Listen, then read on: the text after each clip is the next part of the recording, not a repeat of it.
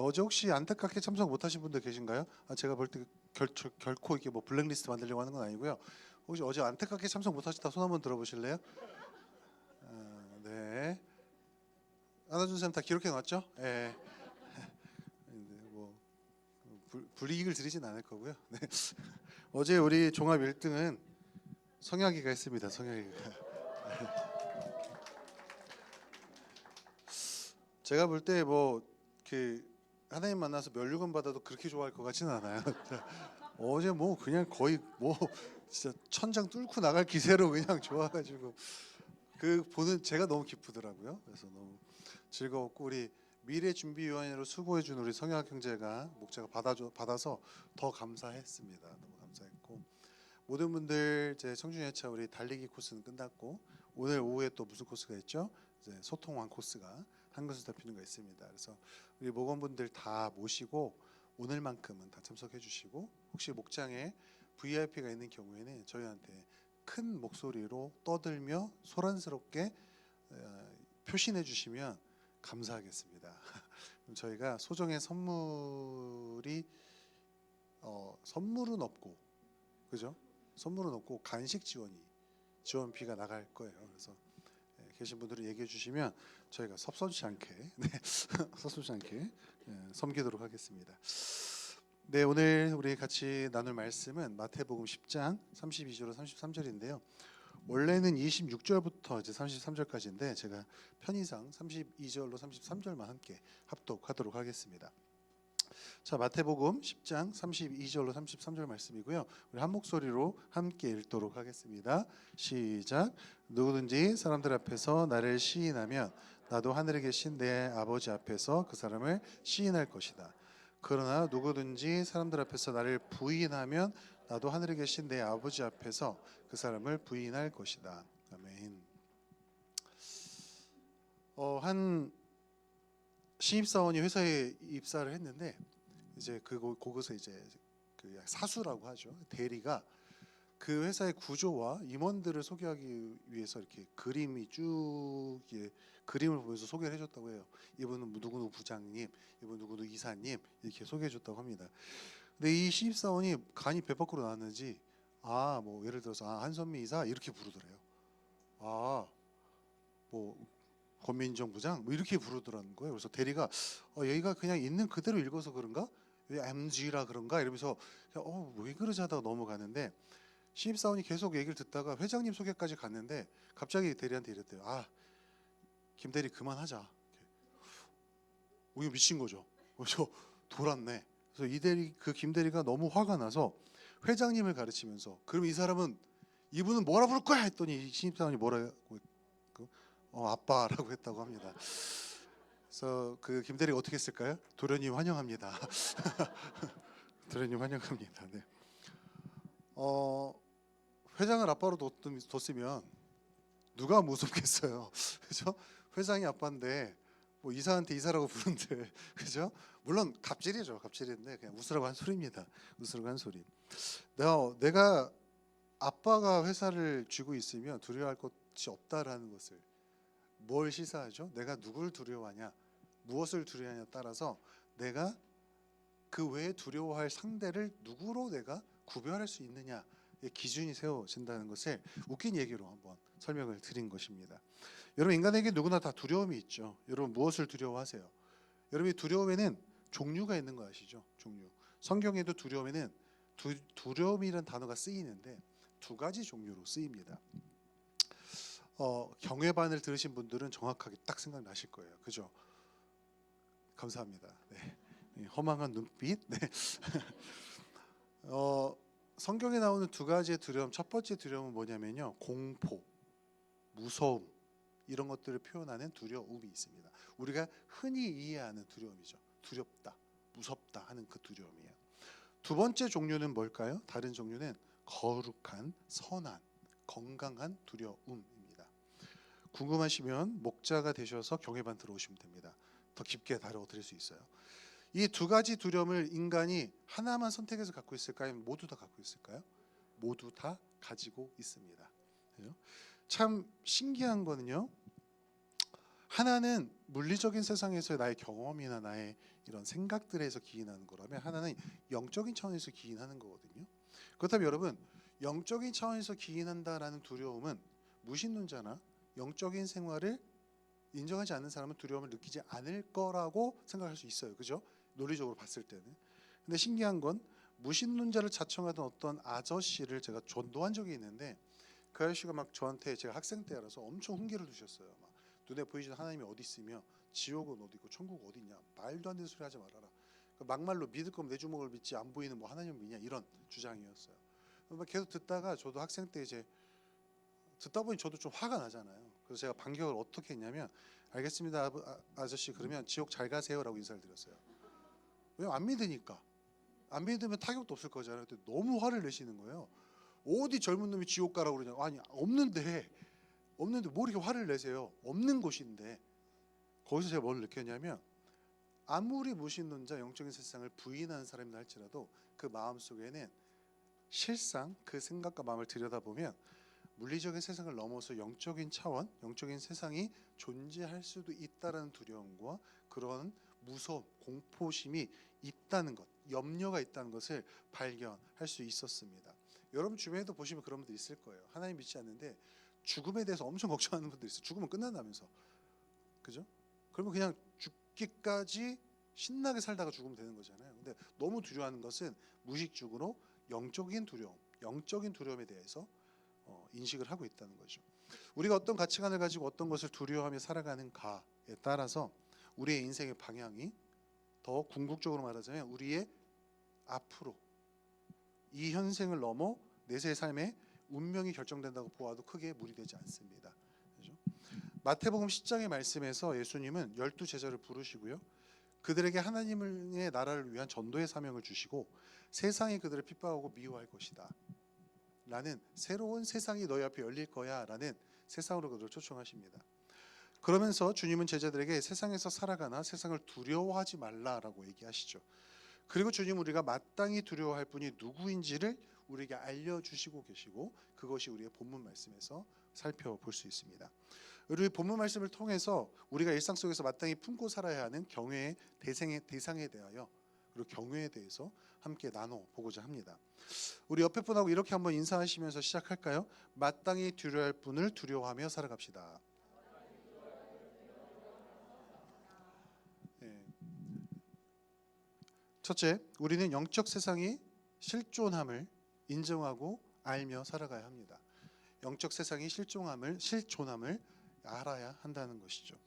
본문 26절에서 27절의 말씀은 이 세상에서 영적인 것들, 영적인 세상에 대하여 감추고 덮어두어도 결국 앞으로 밝혀질 것이라는 것을 우리에게 알려주고 있습니다. 우리는 연약하고 유한한 존재죠. 그렇기 때문에 눈에 보이고 손에 만져지는 것, 즉 물질의 세상에서 경험하는 것들에 주목하고 집중할 수밖에 없는 존재입니다. 인정할 수밖에 없어요. 눈에 보여지는데 어떻게 그걸 집중 안 합니까? 보이는데, 그죠?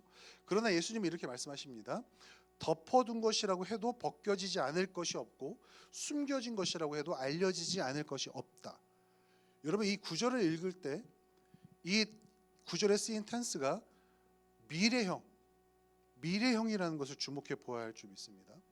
자, 이 세상은 계속해서 우리 영적 감각을 아둔하게 만들어서 결국에는 영적으로 마비시키려고 합니다.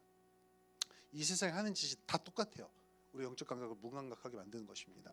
우리의 영적 눈을 자꾸 다른 것을 향하게, 영적 눈을 감고 살도록 우리를 적용하고 유혹하고 억압하고 있죠. 이 세속의 가치, 세상의 삶은 그렇습니다. 예전에는 하나님의 역사와 하나님의 사람들을 방해하고 핍박하고 억압하는 방식으로 성도들을 주눅들게 했습니다. 예전에는. 근데 현대 들어서는 아예 다른 전략으로 접근하고 있어요. 과학적으로 증명된 것 외에는 없는 것이야. 존재하는 게 아니야. 영적인 세상, 영적인 차원, 그런 건 없어. 하나님도 없고 사단, 귀신 이런 것도 없어. 영적인 세상은 그냥 사람들이 상상으로 지어낸 세상일 뿐이야. 신화적인 얘기들 뿐이야라고, 이게 두둥 그런 데나 뭐 이렇게 여러 가지에서 그런 매체들을 통해서 계속해서 우리에게 주입시켜주고 있죠.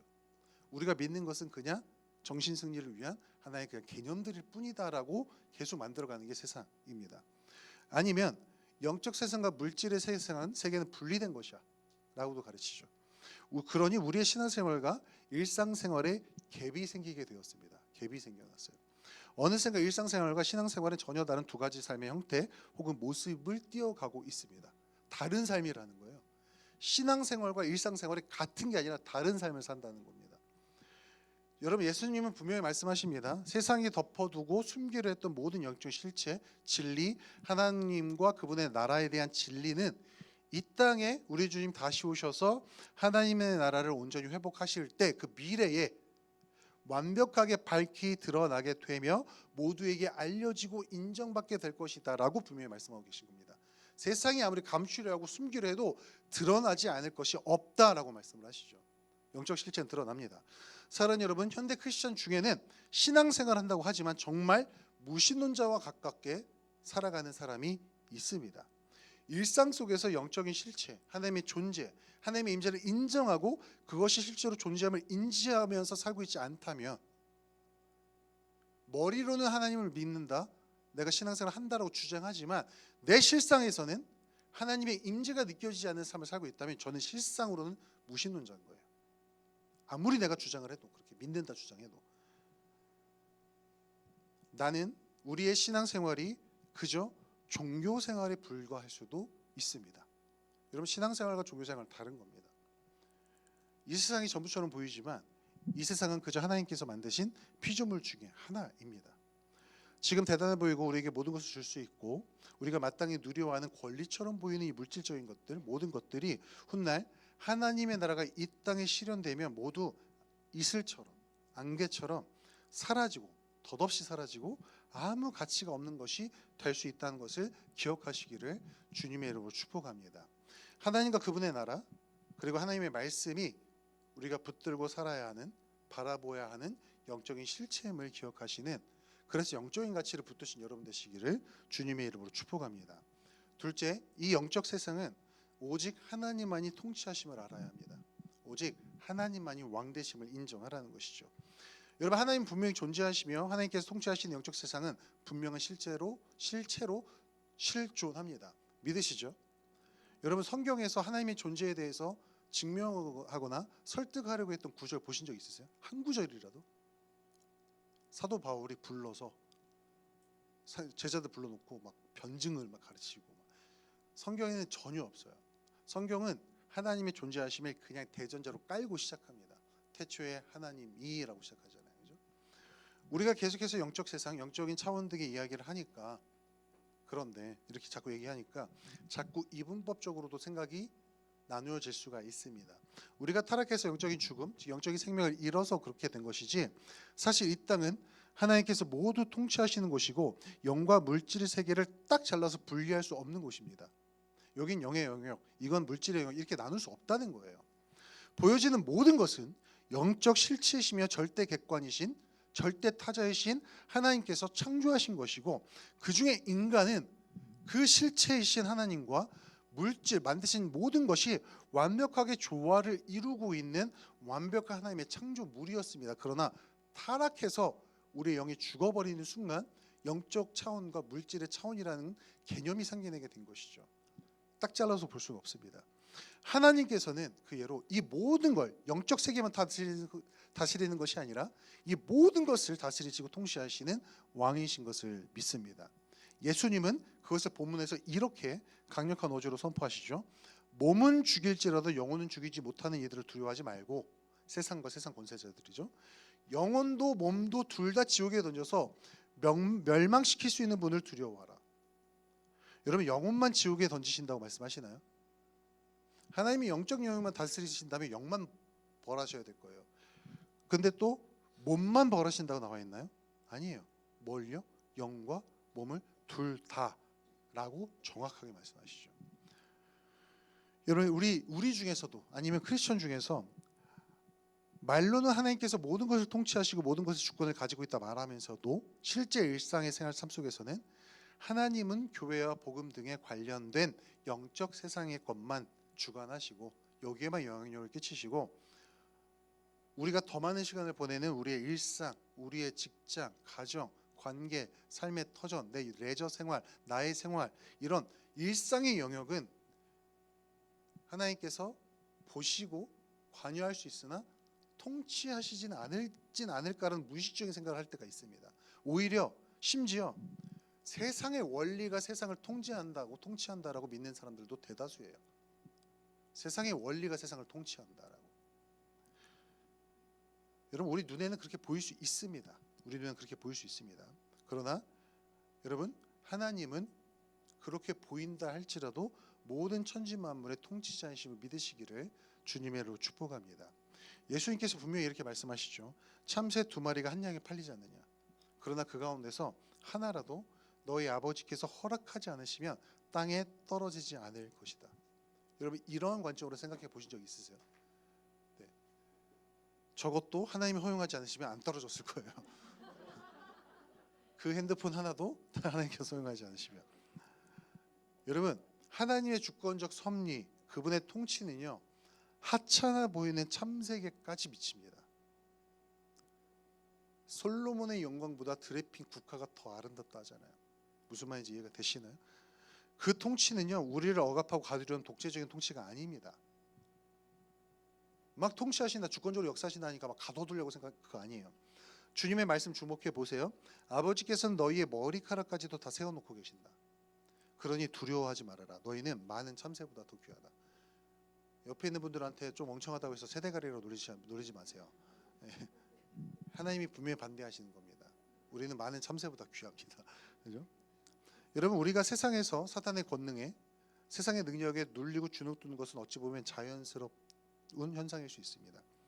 우리는 눈에 보이는 것에 집중하고 심지어 휘둘릴 수 있는 연약한 존재이기 때문입니다. 그러나 오늘 우리에게 선포하시는 예수님의 말씀을 주목하시며 기억하시기를 소망합니다.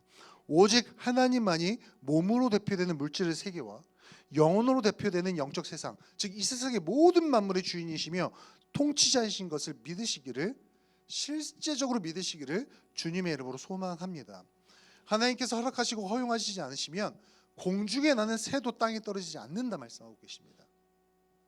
여러분, 하나님께서 허락하지 않으시면 인간의 모든 삶이 불가능하다라는 것입니다. 태양이 뜨고 지는 것도 우리에게 너무 자연스러운 거지만 그 원리를 누가 허락하셨죠? 하나님이 허락하셨습니다. 만드셨습니다. 그리고 그 원리가 진행될 수 있도록 그 모든 삶을 지탱해 주시는 건 누구시죠? 하나님이십니다. 하나님께서 시편 기자도 말씀하시잖아요. 세상 온 천공에, 천상에 별들을 달아두셨다고 하잖아요. 그 당시에 이런 천문학이 발달도 안 했는데 어떻게 이런 시적으로 표현했을까요? 우주 만물, 하늘에 이 청공체, 이 빛나는 광명체들을 달아놓으셨다는 표현 쓰잖아요. 너무 기가 막히죠. 하나님이 허락하지 않으셨으면 해도 뜰 수 없고요, 달도 질 수 없고 아무것도 되지 않습니다. 그런 하나님께서 모든 만물보다 여러분을, 우리 주님의 자녀들을 존귀하게 여기신다는 것을 또한 기억하시기를 주님의 이름으로 축복합니다. 가장 능력 있고 가장 크고 온 우주 만물의 통치자께서 우리를 귀하게 여겨 소중하게 사랑하신다. 여러분, 우리의 머리카락을 세신바 되셨다. 세보셨어요 혹시? 저는 진짜 도전 한번 해봤거든요. 제가 정상은 아니에요, 그렇죠? 거울 보면서 막 해봤어요. 진짜 우리 어머니께서 뭐 하냐? 그래서 진짜 하루 종일 세봤는데 3분의 1도 못 세요. 가다가 까먹습니다. 아, 왜 말 걸어? 이러면서 까먹어요. 그리고 제가 세는 동안에 빠져요 또. 네, 저희 아버지의 명언이 있습니다. 빠지는 머리와 떠나는 성도는 막을 수가 없다. 네, 저희 아버지는 그래서 떠나는 성도를 보내시고 뒤에 성도를 이식해서 심으셨어요. 엄청 아파하셨는데, 아무튼 여러분, 그게 뭘 뜻할까? 하나님 진짜 머리카락 다 세시고 계실까요? 저렇게 성주자면 머리가 저렇게 많은데 다 아실까요? 아시죠? 왜요? 만드셨으니까. 그거예요. 엄청난 관심과 사랑을 표현합니다. 모든 만물의 통치자, 이 위대하신 분이, 어떻게 보면 무시무시할 수 있는 이분이 우리를 그렇게 주목해 보고 계신다는 거예요. 여러분, 이 종합적인 사실, 영적 세계가 실제로 존재하고 영적 세상을 포함한 모든 것을 하나님이 통치하시고 모든 것의 왕이 되시고 모든 것의 주권을 가지고 계신 그분이 우리를 주목해 보신다는 이 종합적인 사실을 기억하면 경외함이 우리 안에 생기게 되거든요. 자연스럽게. 그러면 이 경외가 주는 평안이 우리 안에 들어오게 됩니다. 마지막 세 번째, 하나님을 경외하면 평안한 삶을 살 수 있습니다. 하나님을 경외하면 평안한 삶을 살 수 있습니다. 여러분, 하나님을 경외한다는 것은 제가 설명드렸지만 앞에 설명한 모든 것을 인정하는 것에 더해서 성경에서 선포하는 위대하시고 전지전능하신 하나님을 인지하고 인격적이고 개인적으로 그분과 교제를 나눌 때 우리 안에 자연적으로 생겨나는 두려움으로, 그 심정, 그 마음으로 주님을 마주 대할 때 생겨나는 거예요. 우리 안에 경외함다. 그냥 두려움이다라고 표현하기도 벅찹니다. 이 경외는 그 마음으로 하나님 앞에 서 있는 그 상태, 그 마음을 경외함이라고 표현할 수 있어요. 그러나 인간은 그런 하나님을 온전히 보려 하지 않는 죄성을 가지고 있는 것도 사실입니다. 이렇게 위대하고 경외의 대상이신 하나님조차도 인정하지 않으려 해요. 자, 로마서 1장에서 사도 바울은 어떻게 그러한 죄의 습성을 어떻게 표현하죠? 사람들은 하나님을 알면서도 하나님을 하나님으로 영화롭게 해드리거나 감사를 드리기는커녕 오히려 생각이 어떻게 돼요? 허망해져서 그들의 지각 없는 마음이 어두워졌습니다. 지각이 없는데 또 어두워졌대요. 절망인 거예요, 절망. 사람들은 스스로가 지혜가 있다고 주장하지만 실상은 어떤 존재가 돼요? 어리석은 사람이 되었습니다. 우리 인간은 이렇게 위대한 하나님께서 주시는 사랑과 평안을 온전히 누리지 못하며 죄악 가운데 인간의 자아 때문에 세상 속에서 스스로의 힘으로 살아내 보려고 아둥바둥하며 고군분투하는 인생을 살아가고 있습니다. 참으로 안타깝죠. 우리는 하나님을 경외함으로 그분을 인정하고 우리의 삶 속에서 그분을 온전히 신뢰하고 의지해야 할 줄 믿습니다. 그래야만 똑같은 상황 속에 살아도 다름을 만들어낼 수 있습니다. 그렇게 우리가 마땅히 주님께 보일 반응으로 주님을 경외하고 그분을 인정하면 하나님께서 어떻게 약속하고 계시죠? 그분도 우리를 인정하시겠다라고 본문에서 선포하고 계십니다. 여러분, 본문 32절과 33절에 쓰인 시인 혹은 인정이라는 단어가 있습니다. 이 단어는요, 헬라어로 호몰로게조라는 뜻이에요. 호몰로게조라는 단어입니다. 이 단어는 인정, 시인이라는 뜻도 있지만 신앙을 고백하거나 특정져서요 찬양한다는 의미도 담고 있습니다. 지금 뭐예요? 많은 사람들 앞에서, 퍼블릭에서 많은 사람들 앞에서 하나님을 시인한다는 건 무슨 뜻을 갖고 있다라고요? 그분을 그냥 인정한다, 살아계신다는 정도로 인정하는 게 아니라 찬양하고 그분에 대한 신뢰를 인정하는 거예요. 내가 그분만을 내가 믿습니다. 그분만이 살아계십니다. 그분만이 신입니다. 그분만이 왕입니다라고 내가 찬양하는 걸 포함하고 있는 거예요. 이 행위는. 그렇게 하면 하나님이 똑같은 단어로 우리를 시인해 주신대요. 인정해 주신대요. 하나님 우리를 찬양하실 수는 없죠. 근데 그분이 우리를 인정한다라는 건 뭘까요? 높여주신다는 뜻입니다. 높여주신다. 여러분, 하나님이 우리를 높이시면 누가 낮출 수 있을까요? 하나님이 우리를 보호하시면 누가 우리를 해칠 수 있을까요? 로마서 8장의 말씀처럼 그분이 우리를 위하시면 세상에 그 어떤 것이 우리의 인생을 건들 수 있냐는 말이에요. 그 어떤 것이 우리를 흔들지언정 죽이거나 해야 할 수 있냐는 말입니다. 하나님이 우리를 위하신다면, 그분이 우리를 인정하신다면. 여러분, 하나님께서 동일하게 우리를 인정해 주신다. 인정의 단어는요 또 뭘 포함하냐면 클레임, 즉 선포, 선언이라는 뜻도 들어가 있어요. 하나님께서 뭐라 선포하신다는 거예요? 우리가 평생을 주님을 경외함으로 그분을 찬양하고 그분을 인정하는 삶을 살면 하나님이 이 땅에 오셨을 때, 주님이 이 땅에 다시 오셨을 때, 주의 나라가 이 땅에 펼쳐졌을 때 그분이 모든 사람들 앞에서 어떻게 하신다는 거예요? 내가 이 사람을 인정한다라고 선포하신다는 거예요. 이 자는 내가 인정한 자다. 여러분, 이것만큼 큰 축복이 어디 있습니까? 하나님이 인정한 자. 여러분, 만약에 우리 21대 대통령으로 누가 뽑히셔서 그분이 갑자기 지구촌교회 오셔서 내가 문성미라는 사람 아는데 내가 인정합니다라고 했어요. 엄청난 영광 아닌가요? 대통령, 한 나라의 통수권자가 인정하는 사람이래요. 그것만 해도 엄청난 영예 아닌가요? 훈장이 뭐죠? 내가 당신의 공로를 인정합니다라고 한 나라에서 주는 거잖아요. 그것만 해도 엄청난 거 아닌가요? 근데 우리는 무슨 훈장 받는다는 거예요? 하나님 나라 훈장 받는다는 거예요. 우리가 하나님 인정하며 살며. 그리고 그 인정하면 어디에서부터 기인된다고요? 여호와를 경외함으로부터 기인하게 됩니다. 사랑하는 여러분, 우리는요 세상에서 주눅들어 살라고 창조된 존재가 아닙니다. 세상 눈치 보면서 계산해서 할만할 때 주님 인정하라고 창조받은 존재가 아니라고. 내 계산에서 이때는 내가 드러낼 수 있겠다, 이때 내가 감춰야 되겠다라고 그렇게 쓰라고 주신 믿음이 아니라고요. 우리는 세상 앞에 변함없이, 십자가 앞에서도 변함없이 그 뜨거운 심장 우리에게 주셨던 예수님처럼 고통, 환난, 핍박, 비아냥 속에서도 우리의 심장 주께 드리라고 여호와께서, 하나님께서 우리를 구원해 주신 줄 믿습니다. 그것은 여호와를 제대로 알고 경외할 때 할 수 있는 일이에요. 그분을 두려워할 때 세상을 두려워하지 않게 됩니다. 세상 두려워하면요, 하나님 두려워하지 않습니다. 다른 말로 표현하면 세상 크게 보면 하나님 작게 본다는 거예요. 직장과 사람들 앞에서 하나님 작게 보아 감히 폄하할 수도 있다는 거예요. 에이, 제가 그냥 연약해서 하나님 인정 못하는 건데 그것도 주님께서 아시겠죠. 말씀에 나와 있잖아요. 자꾸 합리화시키지 마세요. 퍼블릭, 공공 앞에서, 모두 앞에서 하나님을 인정하면 내가 그도 인정하겠다 하시잖아요. 제발 말씀을 내 상황에 맞춰서 합리화시키지 마세요. 연약하면 아시는 주님께서 이해해 주시겠죠. 성경 찾아보세요. 이해 안 되는 말씀이 많은지 아니면 도전하는 말씀이 많은지 찾아보세요. 도전하는 말씀이 훨씬 많습니다. 우리의 연약함을 아세요, 주님께서. 그렇다고 거기에 함몰되게 두지 않으십니다. 우리 모습 그대로 사랑하십니다. 그러나 그대로 두시진 않으세요. 여러분, 여호와를 경외하면 그러한 모습이 우리 안에서 발생할 줄 믿습니다. 아멘이신가요? 그리고 여러분, 하나님을 제대로 경험하시면 하나님 무섭지 않으세요? 안 무서우신가요, 여러분? 하나님 너무 사랑해서 편안할 수 있어요. 네.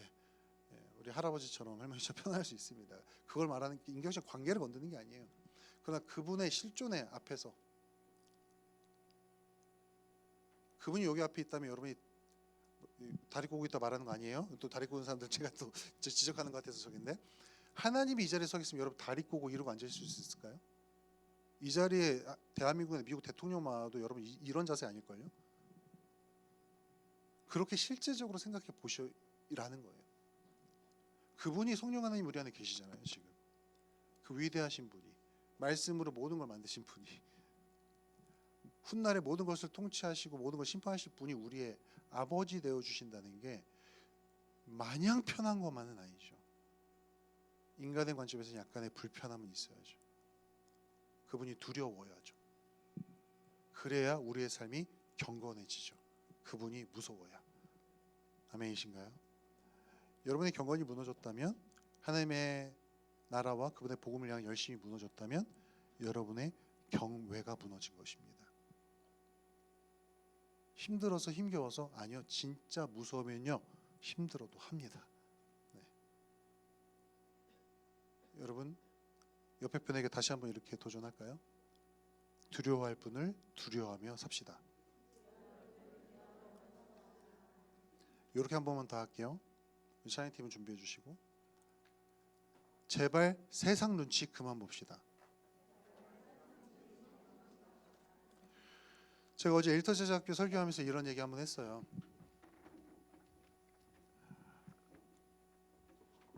세상이나 어떠한 기관이나 사람들이 여러분의 인생을 정의할 수 없습니다. 넌 이런 사람이야, 이래야 되라고 정의할 수 없어요. 여러분에게도 그 권리는 없습니다. 여러분의 부모님에게도 그 권리는 없어요. 여러분을 정의하고 넌 이래야만 해라고 가르쳐 주시고 가이드할 수 있는 분은 우리의 창조자 하나님밖에 없습니다. 근데 우리는 자꾸 세상에 있을 때 그 권리 자꾸 넘겨주잖아요. 나를 좀 정의해줘, 나를 좀 인정해줘, 나를 좀 안전하게 지켜줘. 없다니까요. 세상에 그 권리가, 그 권위가 없어요. 세상에는요. 하나님께만 있습니다. 하나님께만. 근데 우리가 무의식 중으로, 우리가 악해서 그런 게 아니라 연약해서 무의식 중으로 자꾸 하나님의 권력을, 그 권위를 뺏어서 세상에게 줘요. 자꾸 네가 나한테 좀 이렇게 좀 해줘, 내가 이렇게 열심히 해볼 테니까 내 지위로 나를 좀 지켜줘, 내가 벌어오는 이 돈으로, 직장으로, 이 환경으로, 내가 선택한 이 선택들로 나를 좀 지켜줘봐. 못한다니까요. 여러분, 안 돼요. 참새 한 마리도 하나님 허락하지 않으시면 떨어지지 않는다 말씀하시잖아요. 그들에게도 하나님이 그 권력이라고, 보여지는 권력이라고 주지 않으셨으면 그들도 행사할 수 없습니다. 모든 것 위에 하나님이 계심을 여러분 기억하시기를 주님으로 축복합니다. 직장에서 거절당하셨어요? 아프죠, 힘들죠. 그 상황이 여러분을 정의 안 해요. 거절당했다고 여러분이 그 거절당한 사람이 되는 게 아닙니다. 심지어 여러분 중에 그런 분도 계시고 결혼 준비하다 파혼하셨어요? 그것이 여러분을 정의하지 않아요. 왜요? 왜? 그 환경과 상황이 여러분을 정의하고 왜 내버려 두십니까? 아니에요. 실패하셨어요? 투자했다가 다 뭐 전재산 다 날리셨어요? 그게 여러분을 정의하지 않는다고. 그 상황까지도 주고 계신 주님이 여러분 인생 정의하십니다. 나이가 너무 많으세요? 아니요. 여러분의 인생과 시간도 여러분을 정의하지 않습니다. 시간 밖에 계신 하나님이 여러분의 시간을 정의하시고 여러분의 인생을 인정하시는 주님이세요. 여러분, 그러니 이제 제발 우리가 세상 눈치 그만 좀 봅시다. 세상에서 제발 그만 좀 주눅듭시다. 막말로 그러라고 하는 건 아니에요. 내 신앙 방해하면 직장 때려치겠다는 각오를 품어보자고요. 진짜 우리 부모님이랄지라도 내 신앙 방해하면 나 집 나가버리겠다는 각오라도 해보자고요. 그러자는 게 아니라 왜 이어지는 구절이 내가 칼을 주러 왔다예요. 내가 평화 주러 온 줄 아느냐? 내가 칼 주러 왔다. 이 말을 오해하면 이거야. 아, 그럼 무조건 내가 싸우면서 살아야겠다. 아닙니다. 하나님을 경외함을 막는 것들은 전쟁하듯이 이겨내라는 거예요. 여러분, 우리 이 자세로 살아가 봅시다. 이제 오늘 김은주 목사님 오셔서 첫 설교를 하십니다. 첫 삽을 떠는 거예요. 지구촌교회 다시 영적 도약을 달려가는 겁니다. 여러분, 이 시기에 우리가 하나님 경외함으로 다시 한번 도약해야 되지 않겠습니까?